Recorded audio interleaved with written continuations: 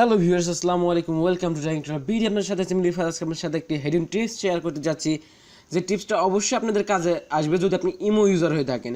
কারণ আমরা আসলে অনেকেই ইমো ইউজ করি, অনেকেই বলতে আমরা যারা মোবাইল ইউজ করি বলা যায়, যারা অ্যান্ড্রয়েড মোবাইল ইউজ করে তারা ইমো ইউজ করে, এবং ইমোর প্রতি একটা ব্যাড ফিলিং আছে। সেটা হচ্ছে কেউ কল দিলে, কেউ গ্রুপে মেসেজ করলে সাউন্ড হয়, সাউন্ডের চোটে হ্যাং হয়ে যায়। তারপরে ধরেন আপনার পপ আপ উইন্ডো আসে, মানে কেউ কল দিল ইনস্ট্যান্ট পপ আপ আসে। যদি 3-4টা যদি 10 বছর আগেও কল দেয়, তাও মনে করেন ইমোর মানে ইন্টারনেটটা অন করলে আপনারা দেখবেন যে পপ আপ আসে। তো এটা অনেক বিরক্ত ফিল হয়। তার ভিতরে একটা নতুন আপডেট আছে যেটা আপনার শেয়ার করা যায়, ফ্রেন্ডস অফ ফ্রেন্ড। অনেকেই বলে যে এটা কিভাবে যাবে, তো সেইটা আমি আজকে শেয়ার করব, সেই ট্রিপসটি। ঠিক আছে, তো ভিউয়ার্স চলুন শুরু করি।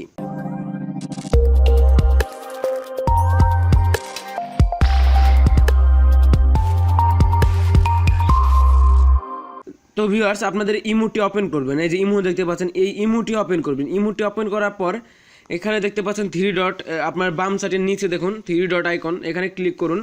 দেন সেটিংসে ক্লিক করুন।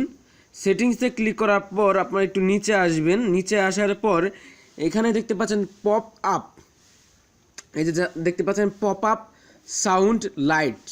তো যাই হোক, আপনি পপ আপ এবং সাউন্ড অফ করে দিবেন। আর একটু নিচে যাবেন, গ্রুপ নোটিফিকেশন থেকেও আপনি পপ আপ সাউন্ড এগুলো উঠাই দিবেন। আর স্টোরি নোটিফিকেশন, এই ফ্রেন্ডস অফ ফ্রেন্ড আর ফ্রেন্ডস উঠাই দিবেন। আপনি যদি ফ্রেন্ডেরটা রাখতে চান ফ্রেন্ড রাখতে পারেন। আর ফ্রেন্ডস অফ ফ্রেন্ড আছে মানে গ্লোবাল, আমি শেয়ার করলে এটা বাংলাদেশের সবাই পাবে, ইমো ইউজার রাখলে করলে এরকম। সো আপনার এটা অফ রাখবেন, বা আপনি চাইলে দুটোটাই অফ করতে পারেন।